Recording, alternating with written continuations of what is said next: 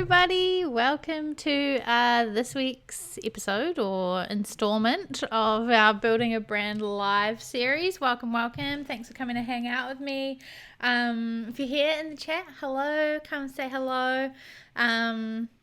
Say hi. Let me know what you're up to and where you are watching from. This week we are moving into our personality part. This is the 4th week and we are a couple of weeks away from starting to design some stuff, so I'm excited about that. As always, we are going to, let me share my screen with you. Here we go. So we are going to talk about what we're reading this week as per usual, then recap kind of last week and what we did, update on where we are at, and then dive into this week's magical stuff, which is all about our personality, voice, tone, content pillars, all of that fun stuff. So let's do this. This is I was just finding the Instagram to update you from last week. So, what we're reading this week, let me know in the chat what you are currently reading, if anything. I last week told you that I was reading this, and I finished it at 1 o'clock this morning. It was really good. Probably a little bit less magic than I was sort of hoping for. There is magic, but it's basically to do with the jade that they wear makes them be able to do sort of magical things, but it's just a little bit less magic focused and more sort of it's kind of like an action gang story, so a little bit more like that, but I still really enjoyed it, and I have just ordered the second one from the library, and the third one comes out in November, so I want to read the second one before I get the third one, which I've already pre-ordered. So I was wondering if you had finished that after your post yesterday. Yeah, so I challenged myself to finish the last 200 pages last night, which was quite a lot, and the pages you won't be able to really see, but the writing is small. It's not it's not big writing. So it was a mission for sure, but I did it even if I stayed up till 1 a.m.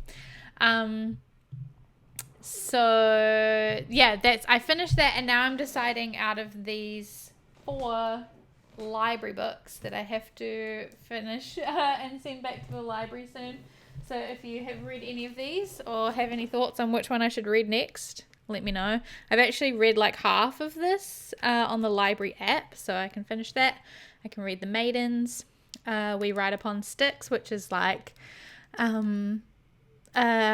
hockey team, a high school hockey team, girls hockey team that get witchy things, or Persephone Station, which is sci-fi.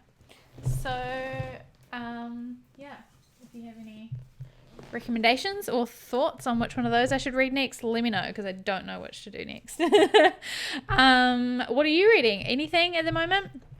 Non-fiction, fiction, any goodies? Let me know. Like I said last week, if not, totally fine, because I know I'm just a big reading nerd. So I'm always reading something new and always have 5 on the go at once. Okay, cool. So that's what we're reading this week. Let's recap last week. I'll share my screen again with you. So last week we talked about our people. That's what we did last week. So we did the archetype for our audience, who we decided are the everyday magician. We also kind of did an avatar about them, wrote some thoughts about who they might be, what makes them ideal audience members, what are their dreams, needs, struggles, how we can help, where else they go, where they hang out, that kind of stuff. So just a general avatar.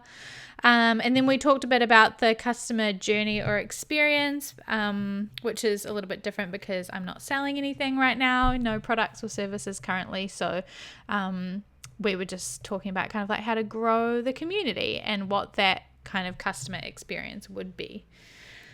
So that was last week. Where we are at right now is that, let me show you Instagram. I have not posted since we last spoke.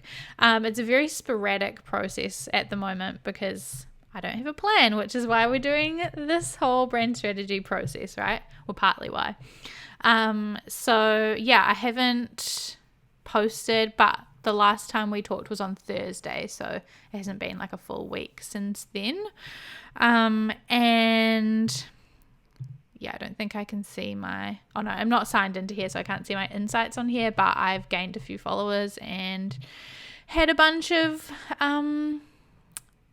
wrong account, a bunch of likes and stuff on this post and comments. So that was really cool. So still making progress, even if not posting all of the time. But that's where we're at. And last week I had also updated with our new vision in there. So all good, all exciting things. Any questions about where we're at right now? Just chuck them in the chat. Happy to answer obviously anything as we go along. Even if it's how I'm feeling or what my plans are or what I've been reading or anything. Just fire any questions at me at any time. So today we are going to talk all about the brand personality, and there's a lot of stuff that goes into kind of this section. It's mostly about the voice of the brand and who are we? We've done why we're doing this and what we're doing and who we're doing it for and that kind of stuff. And now it's okay, but who are we and what's our, why would people want to hang out with us? / me. So yeah, we're doing voice and tone, then content pillars and platforms, and then voice guidelines. So that's the plan. Sound good? Let's go. So basically, there's a difference between voice and tone that obviously always conjoin together. People talk about the voice and tone of a brand or in copywriting, but they are different. So your voice is your personality. Everybody has a distinct personality, and it's just who they are, and it doesn't matter what situation they're in, their personality is always the same, right? Whereas your tone is different depending on who you're talking to or where you are or what you're talking about. So if you are talking to somebody you've never met before, then your tone might be a little bit different than your best friend, right? Or if you are talking to somebody about your favorite books, that might be a little bit different tone than if you are solving a problem. So your tones are going to be different depending on the situation and the circumstance and the people that you are talking to. So hopefully that helps kind of distinguish those two, because I know they're kind of used in tandem all the time. You might be voice and tone, aren't they just the same thing? Not quite. Similar and used together, especially in strategy, but can be very different. So for the voice, we can basically just start by thinking about the personality of the brand, who am I? And that's if you are kind of the sole person behind your brand or you are the face of your brand, then the personality is going to be quite similar to who you are as a person. So it can be kind of difficult to answer on your own sometimes, but we'll give it a go. So I would say that my personality, or the personality of my bookish brand, I guess, is, and maybe I'll bring up a guide to help us, because I usually do, let me just open this on another thing so you don't see all my clients. So what I do with my strategy clients is give them a list of personality traits to choose from, because sometimes it's a little bit easier. So maybe we'll do that, and that will get us started. Let me scroll to the right page. Oh, here we go. Cool. So hopefully you can see my list of people, right? Personality traits. And I try and get them to do 5 things that they are and 5 that they are not. And the reason that it's 5 is like enough that it's explains what your brand is, but you don't want to give like 20 words to describe who you are, because then it's just going to get way too vague and not specific enough. So 5 I've found is a goodish amount, and people sometimes go a little bit over, but that's okay.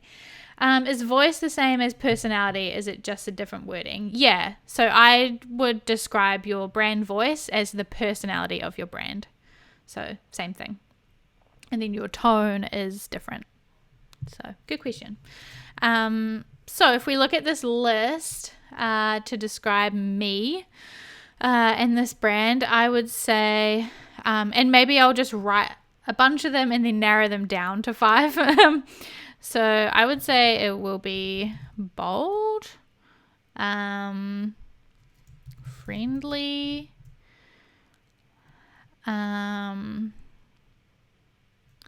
maybe a bit edgy, but I kind of hate that word. I had a boss once who just wanted me to make everything edgy. Drive me nuts. So, yeah, I am triggered by the word edgy. Luxurious, humorous, maybe like a little bit humorous, but I don't like to describe myself as funny because I don't think I'm that funny. Mysterious, elegant, warm, I would say, like really warm and welcoming.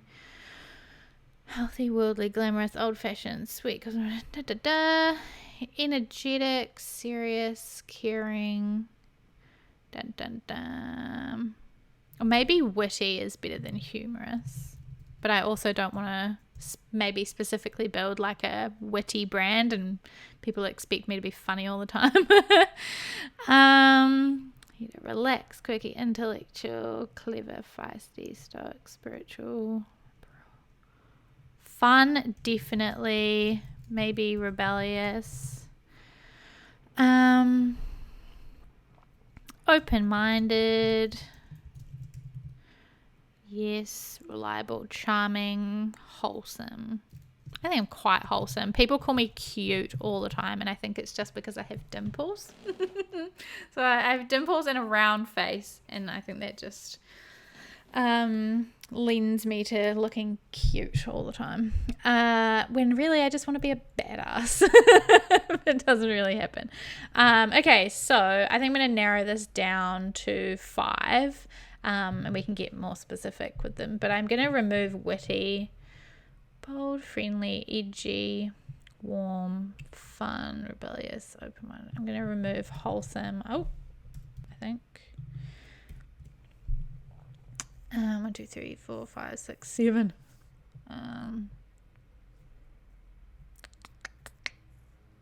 Warm. Friendly and warm are quite similar, so maybe I'll just kind of like merge them. Edgy, fun, rebellious, open-minded. Yeah, that could be good, I think. We can have it at 6. That's okay. I'll allow it. If you are watching and you know me, you can tell me if any of these seem wrong. But I think it seems good, and I think like if you know the Maker and Moxie brand, it's very like colorful and fun and that kind of thing. And I personally am, well, I'm a Gemini. I don't believe like fully in horoscopes, but I do often find that I have this like duality to me. So one side of me loves this like really colorful, fun, bright kind of energy and personality, and then the other half of me is like band tees, tattoos, like a little bit more minimalist and like just black and white and that kind of thing. So with this, I think it will be fun to lean more into sort of like the bold, edgy, that kind of side of things. So yeah, we will see. Cool. So my personality is, and then we'll do the opposite. Personality is not. So this is like not about listing all of the ones that you are not. It's about listing and really clarifying what you are definitely not. So it's what you are actively avoiding being, right? So I would say like serious. I don't want to be serious. I don't want to be like feminine. I don't want to be, or I'm definitely not. Let me see any of these that I'm definitely not. Definitely not like authoritative. I can never say that word. Authoritative, because like it's like a peer-to-peer thing, like a community thing. It's not like me telling people what, like I'm telling people recommendations for books to read, but I'm not telling them what to do or being better than anybody or anything like that. Definitely not.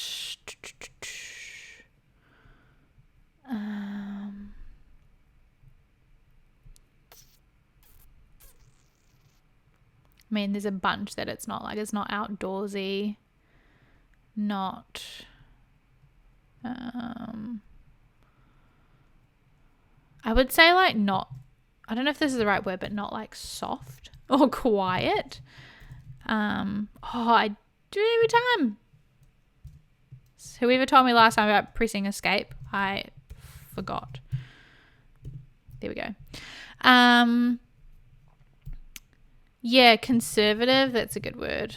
Thanks. Yeah. There are some maybe if I describe this, then it will help me come up with some words, but there are some bookish things that are very like cute and whimsical, and it's all like pastel colors and yeah, like soft, and that's not my energy. Like soft in some ways, but not in that kind of way. So maybe, what did I just say? Cute. Yeah.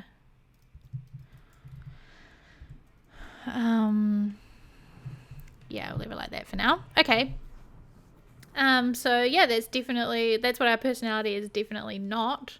Not serious, not like overly feminine, not authoritative, not soft or quiet or conservative, and not kind of like cute and pastel-y. Cool. Sounds good to me. Awesome. Let me just see if there's anything else in here that we can talk about the voice. Yeah, let's do this. So,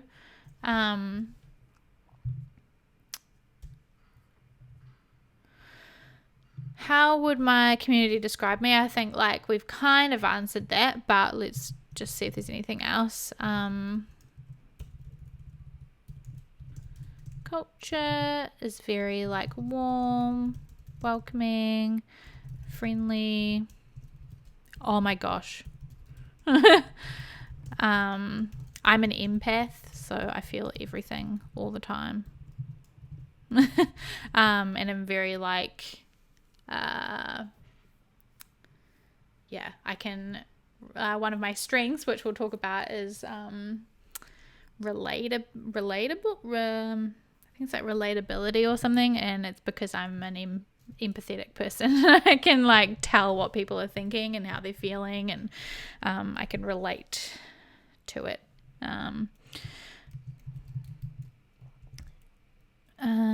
Relatable.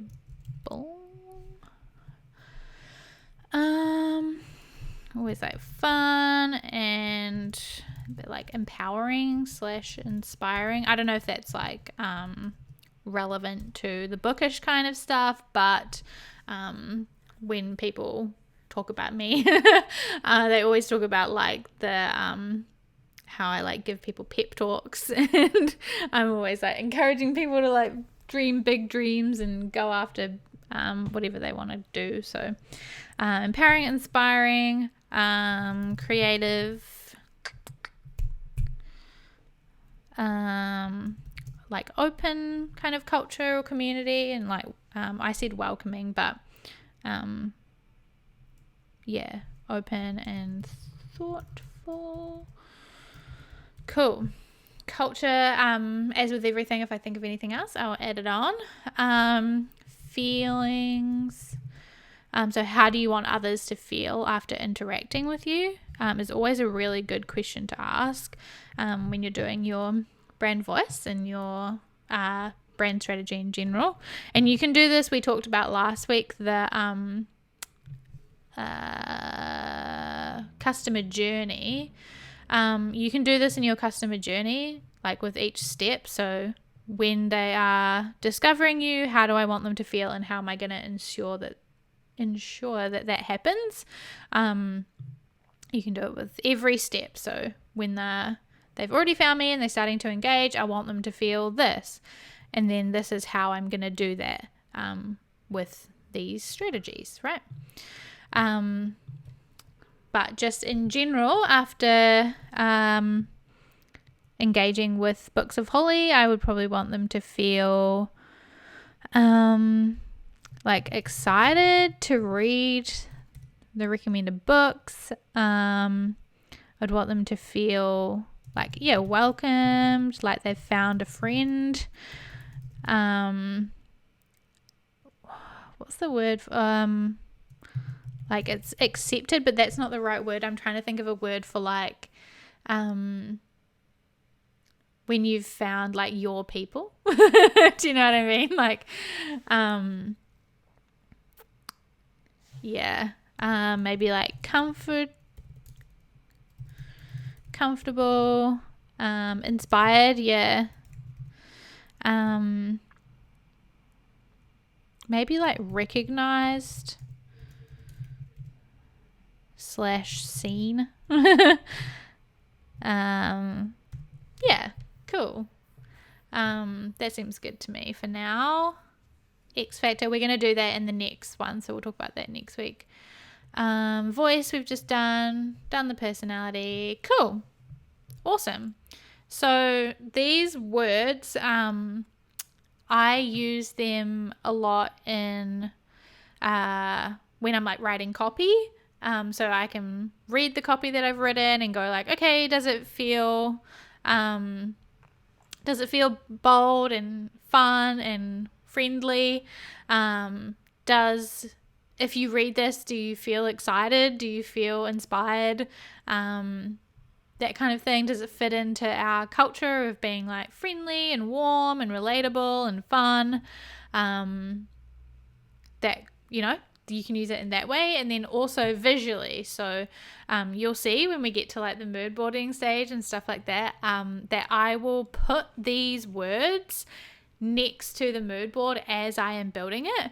And I'll also use them to find the inspiration that I'm looking for. So I will go into Pinterest or wherever I'm looking, and I'll search up like bold typography or like fun illustrations or like things like that. So I use the words to find the inspiration, and then I use it.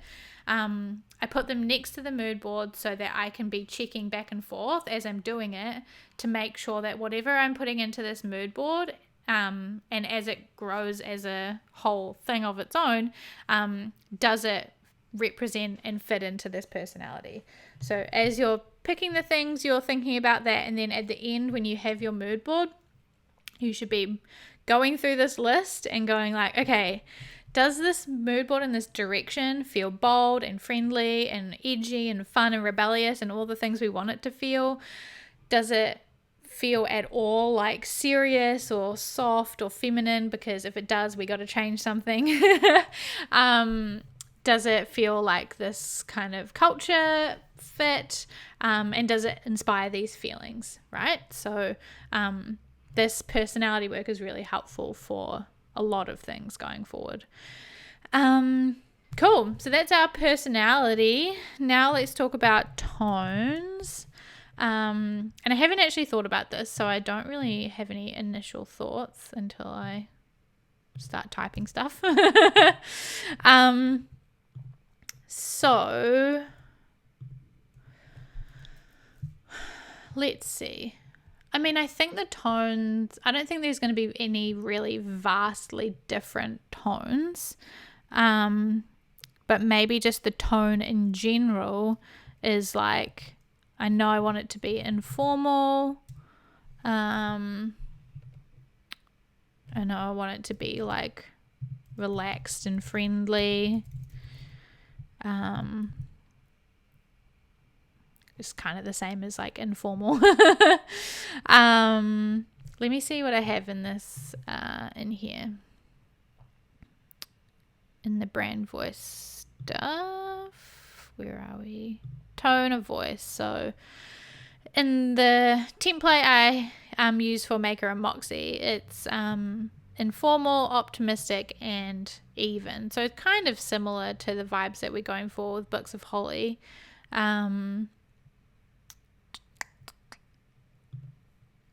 Yeah. Because I don't think there's a lot of different situations where the tone will change a lot.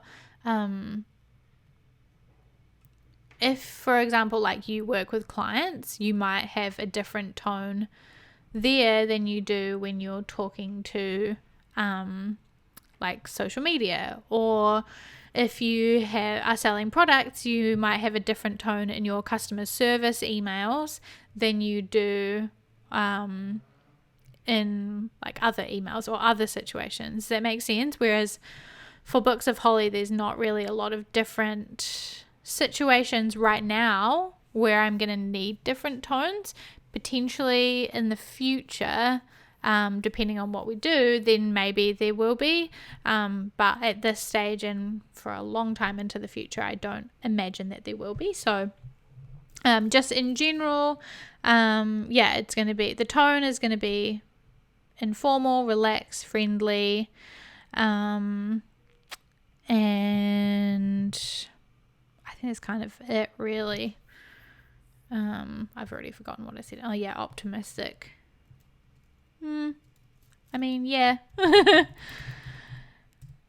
Okay, cool.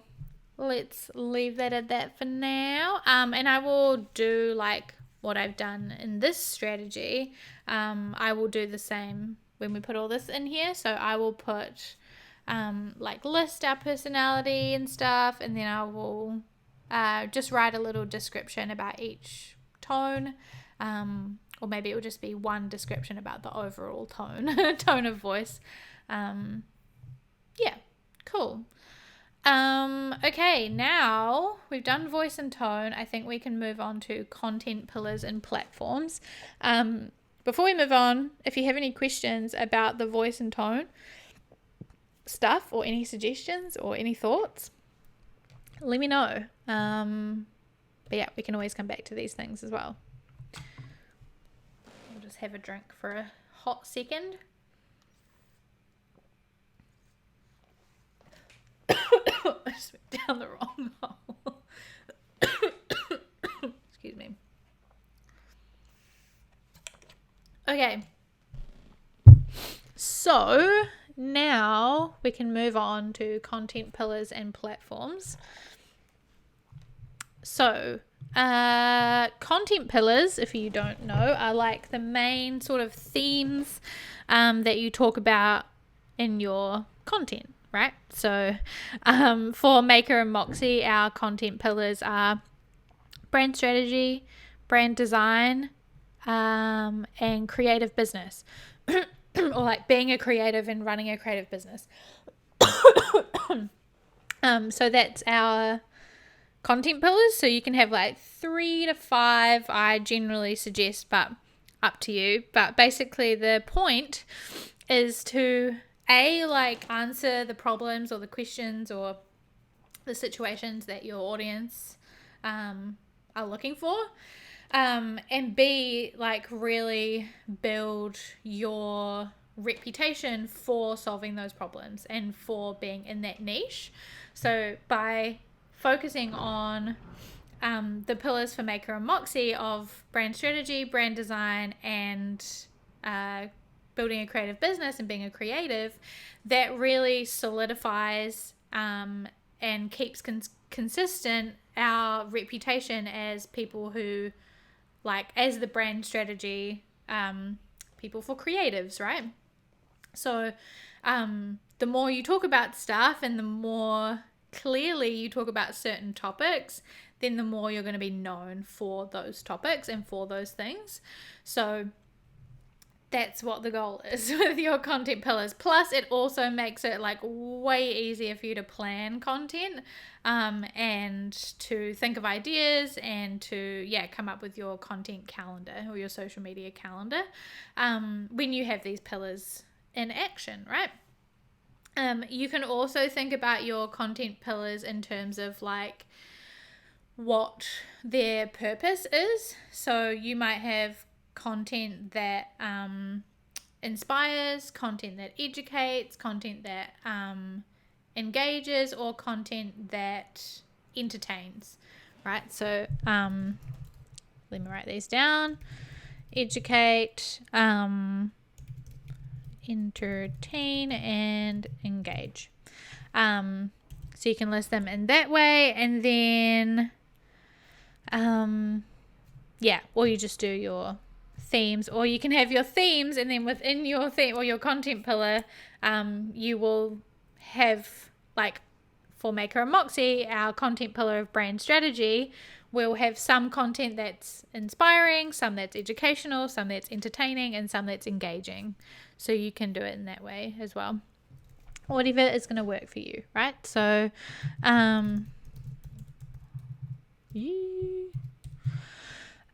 so our like themes for Books of Holly, trying to think. I mean, like the whole entire theme is books.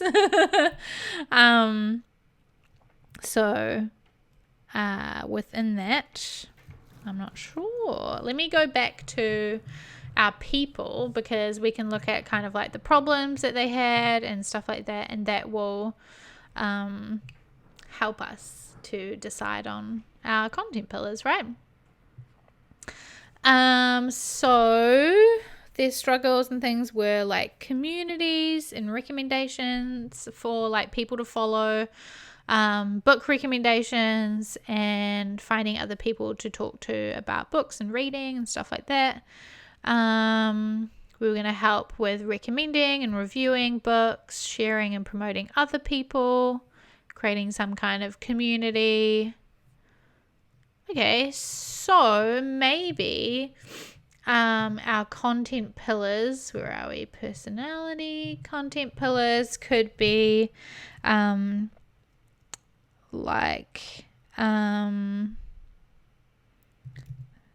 reviews and recommendations.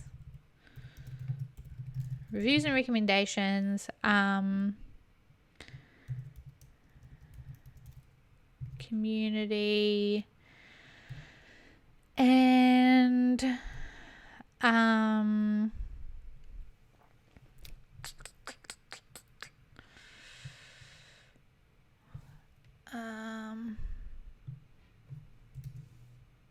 recommendations, community, and I'm trying to think of a word for what I'm trying to say, like referrals,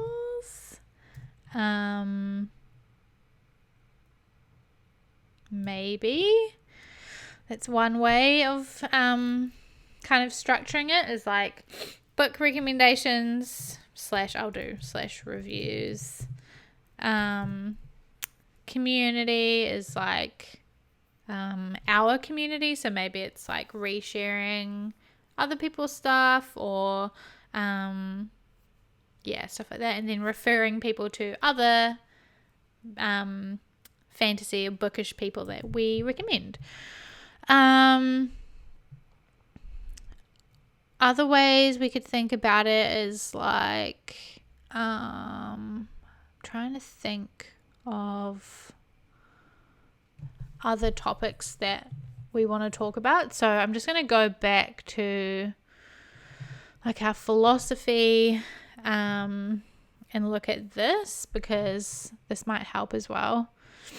Because we talked about sort of like the idea of escaping and decompressing and stepping away from daily life. So maybe like something about that would be a good topic. Dun, dun, dun. Maybe it's like these, right? Like escaping together. So talking about escaping and that kind of thing. I'm imagining like quotes about reading and quotes from books and stuff like that. Finding your people, so other bookish people that we recommend or things like that, and then experiencing the magic could be like the book recommendations. Let's try this or something like this. This is why it's good to go like back and forth between what you've already done.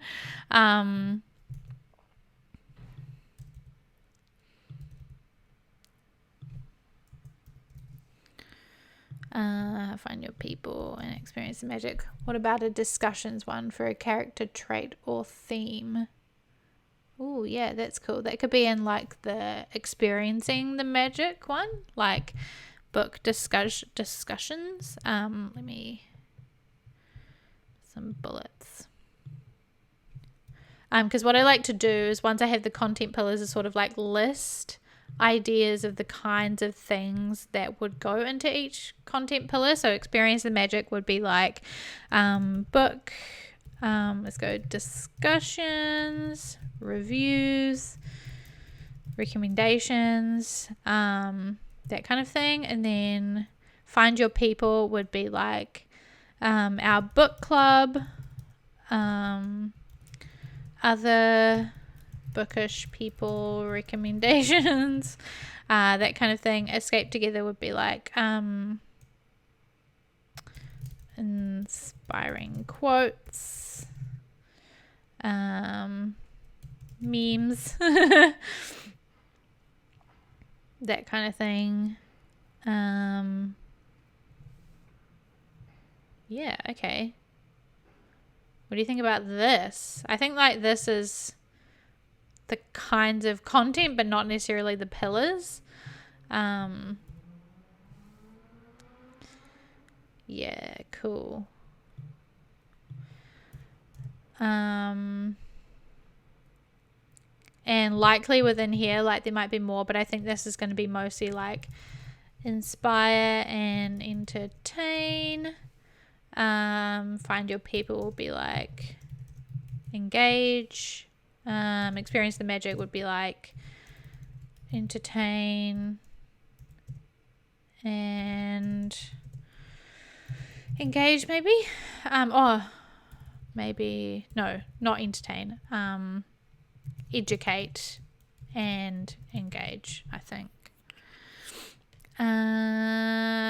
Yeah, okay, cool. I'm into that.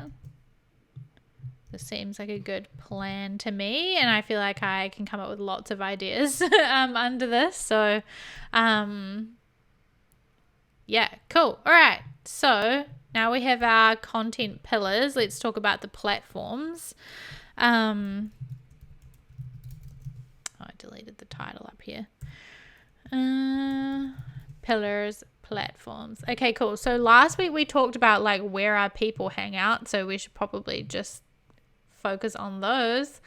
Purple Happy. Hey, discovered you via Pippa. Oh, we love Pippa. Streaming brand building live is interesting. Yeah, I hope you find it interesting. We have been going for, this is the 4th week. And in a couple of weeks, we're going to get to designing stuff. So you have joined us at the sort of like planning, brand strategy stage of things. And now, yeah, we're currently working on our brand voice, and our personality and pillars and that kind of thing. So I'm just going back to find out where we said our people hung out. So we looked at Bookstagram, BookTok, BookTube, and Goodreads/Storygraph. But yeah, thank you so much for joining, Purple Happy. It's so cool to see you. And stoked that you found me from Pippa. Yeah, Pippa has been on our podcast. She's a friend of mine. We've worked with Pippa, so big Pippa fans around here. Okay. Content pillars, platforms. Here we go. So these are going to be our platforms. We already have Bookstagram sorted, right?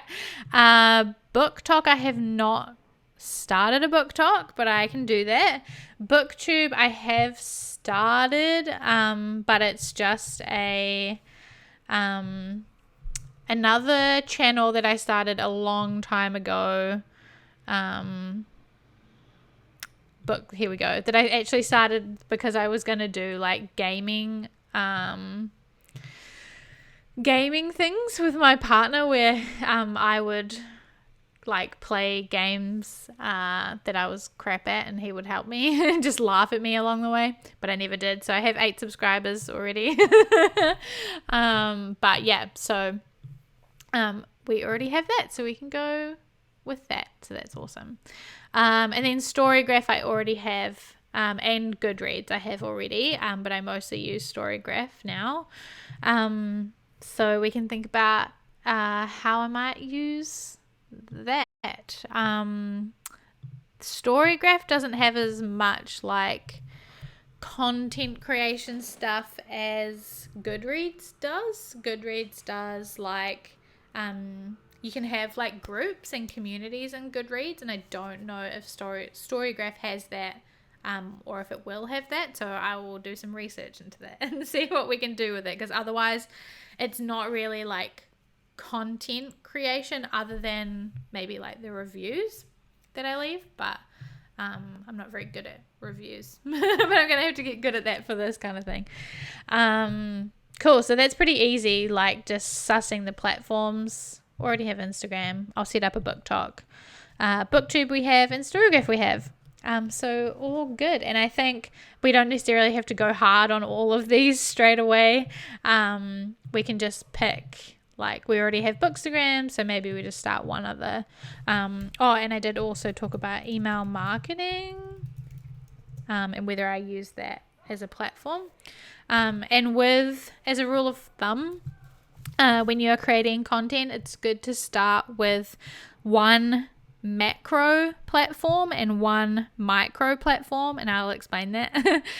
So macro platforms are platforms that use long form content that lasts a long time, whereas micro platforms are what you would break down that macro content into, and it lasts a shorter amount of time, and it's a shorter piece of content. For example, you might have a blog where you write a long form article, and then you break that article down into smaller posts that you put on Twitter, for example, right? So then your macro platform is your blog, your micro platform is your Twitter page. Hopefully makes sense. So for us, like the long form could be, or the macro could be BookTube, because it's like longer form videos. And then Bookstagram and TikTok would be shorter form. Is a website considered a long form platform? Yeah, I would say so. I mean, it depends what content you're posting on your website, but if it's like blogs or case studies, or things like that, then yes, that would be a macro platform for sure. So these are the ones that we have right now. Whoa, where'd that just go? There we go.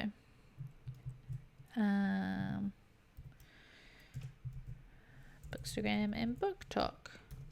Cool. And then I would say email marketing is definitely macro. Oh, why'd I put that in there? And then Goodreads / Storygraph. Again, because it's not really content, I'm not really sure where to put that. Just turnover of website content tends to be slower than social media. Yeah, for sure. Yeah, 100%. Yeah.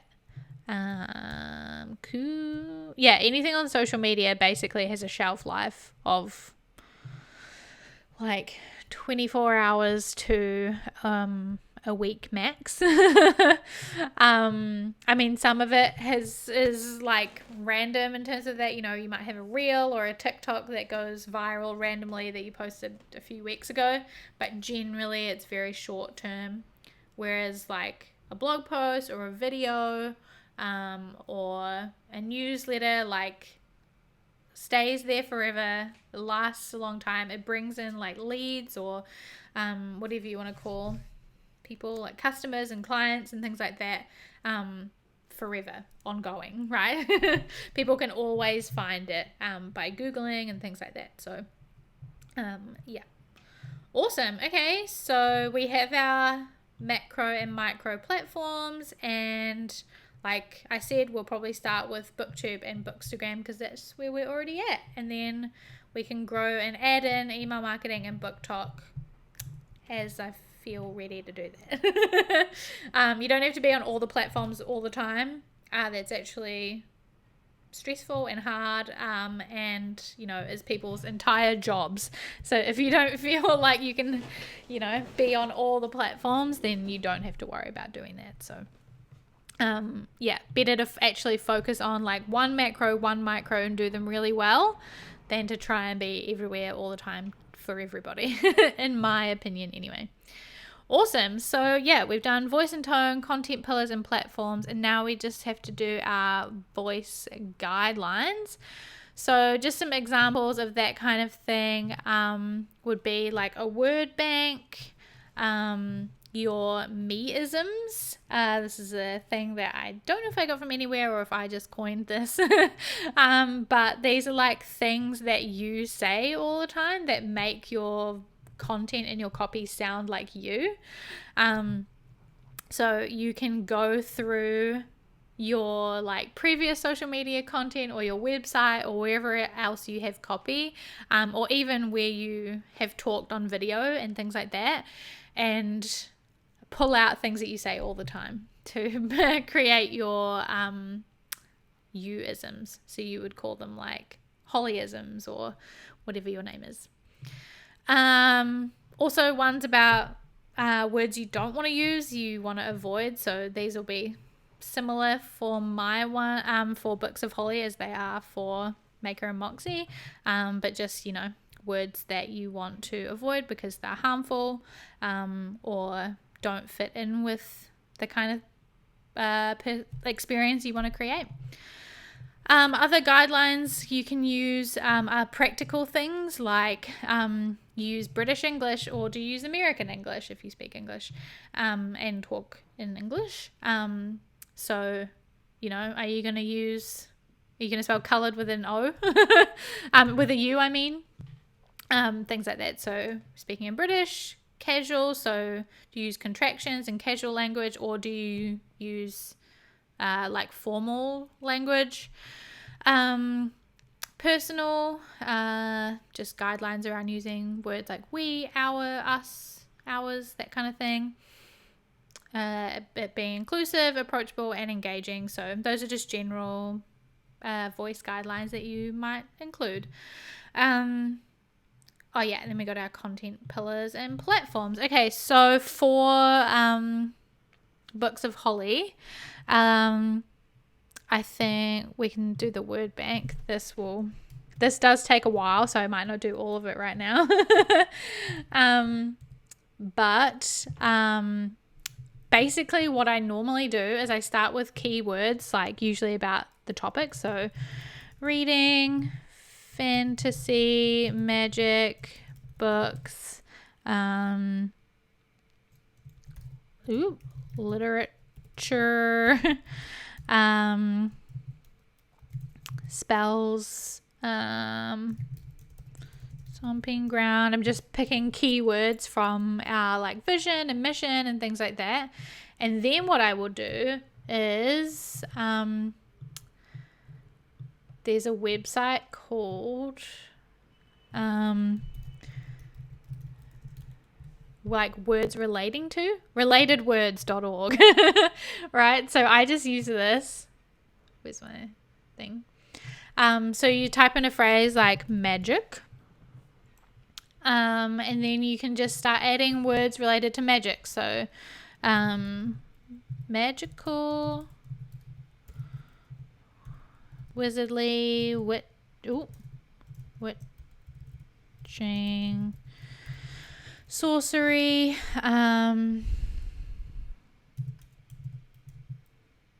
wizardry,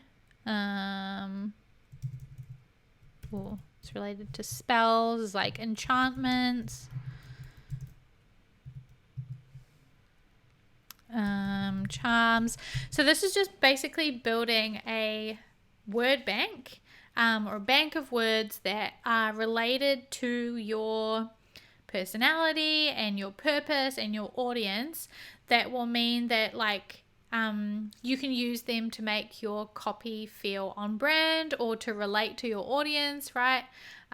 With Maker and Moxie, we have a bunch in ours about like creativity, and being a creative and like being in a studio. Like we use words like studio and artist and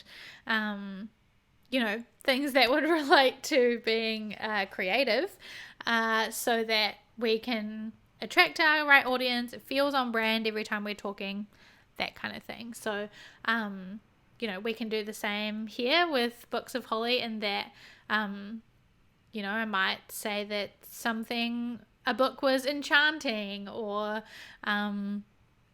that we're building a stomping ground for, I'm not thinking of good examples off the top of my head, but hopefully you understand what I'm saying, that you can use these words throughout your copy to make it feel on brand and attract your audience. So let's keep going. Witchcraft.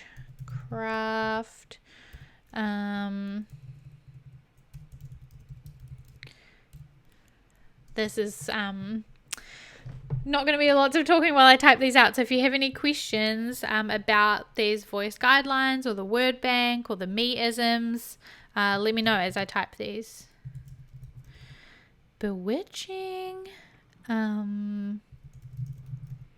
fantastical, mystical, supernatural, illusion. Then once you've kind of exhausted those words, you can move on to a different word and keep going. Do the same thing. Reading. So is the word bank kind of like metadata? It's not really metadata. It's a resource for you to use to build, like to write copy, to like name things, or to write social media captions or things like that. Gotcha. Awesome. Cool. Yeah. The good thing is though, on a lot of things it will kind of serve as metadata or SEO, search engine optimization fuel, because if you're using words like this, and people are searching for like, I don't know, enchanting books or things like that, whatever your topic is, and people are searching for them, if you're using those words, then it will help you show up in searches and things like that. So that's cool too. Reading, bookish, words. It's not really a good one, but we can go with that.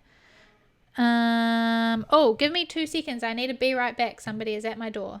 Be right back.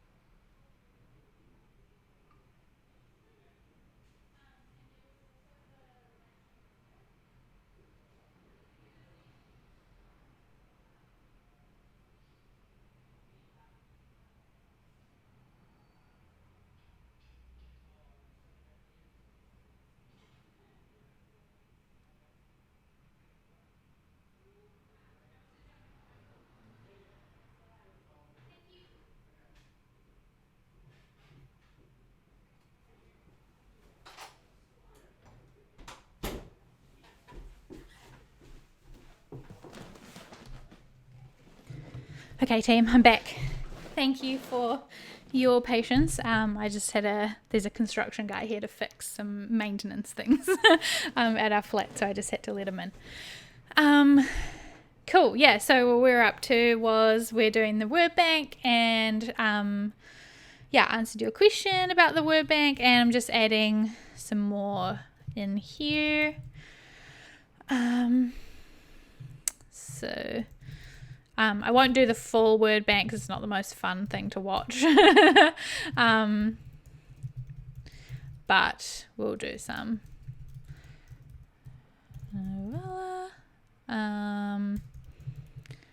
Page. This can be really helpful, obviously, if you are naming something. So if you're naming like a service or a product or things like that, you can find some really good new words and things like this. So yeah, highly recommend. Okay, cool.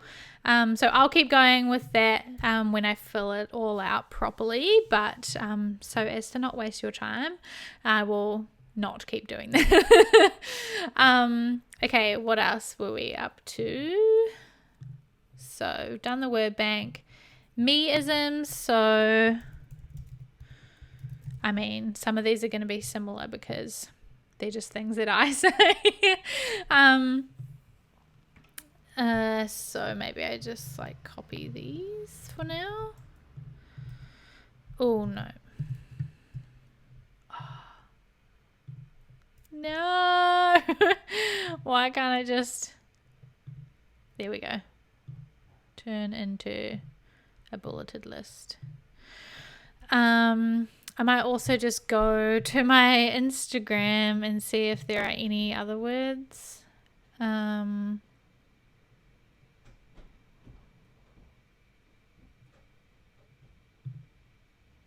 dun, dun. You do like I always say, highly recommend, which you've heard me say several times today also.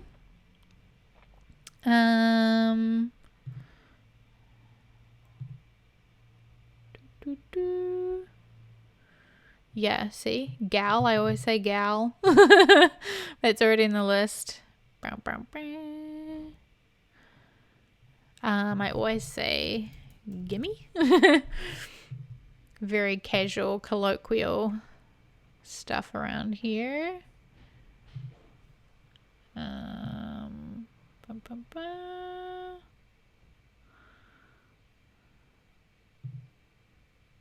Okay, cool. I mean, I might think of more, find more as I create more content, but that's a good start on the Hollyisms. No, where are we? The no-go list will basically be the same. If you are curious about these, you can like just search harmful words or words to avoid or things like that. There's a lot of research and opinions from people who are in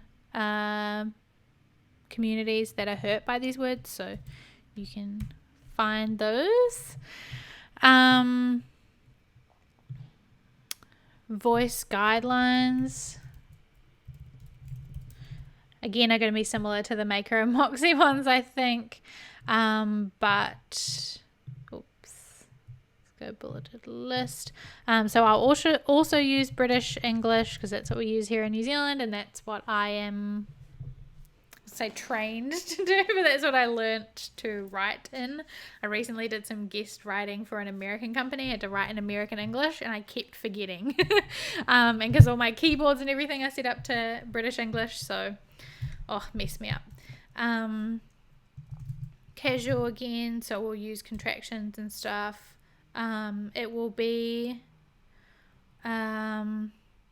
what's the word for it'll be like first person, so me, my, I.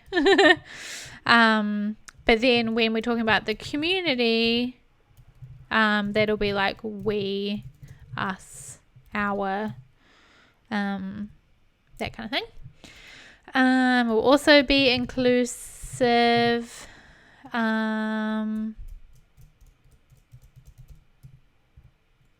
I don't know if there's any others that I can think of right now, but I think those are the main ones.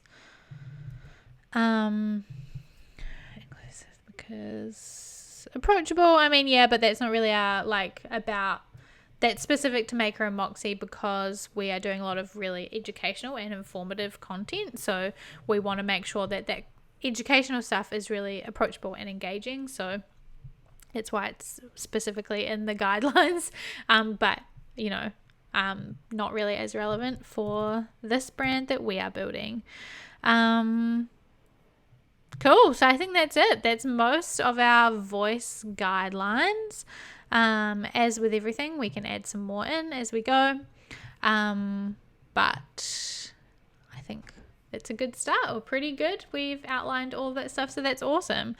Let me switch to this. So yeah, I have to run off very on time today because I'm going to get my second vaccine shortly. So yeah, I just want to say thank you as always for joining me in the stream and for helping me build this stuff. Yay for second vaccine, and yay me too. Yeah, I have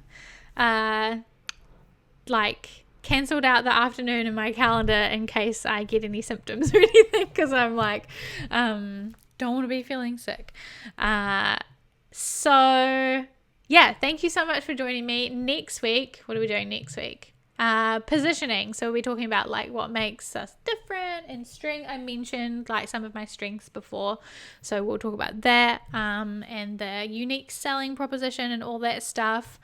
Beyond there, we just have presentation, which is starting to think about the visual direction and the color palette and things, and then we'll be into designing. So we're cranking through this, and I need to start putting it all into the template at some point soon. So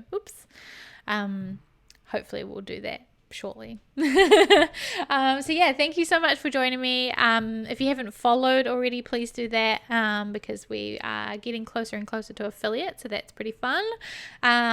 Tell any of your creative pals who you think might find this helpful, and make sure to follow Maker and Moxie on Instagram to know when we're going live next time, and to just hang out on Instagram because it's our favorite place to be. So yeah, thank you again. Let me know at any time, always, if you have any questions or thoughts or comments on the brand that we're building. I'm really thankful to have you all here doing it with me. So yeah, thanks so much. Good luck this afternoon. Thank you, you too. Hope your vaccine goes great. I'm sure it will. Last time I got mine, it was just in, out, done, boom. And hope to catch you next time. Yeah, thank you. It's the same time every week, Tuesday, 2 p.m. New Zealand time. So I will see you then. Bye, team. Thank you so much. Bye.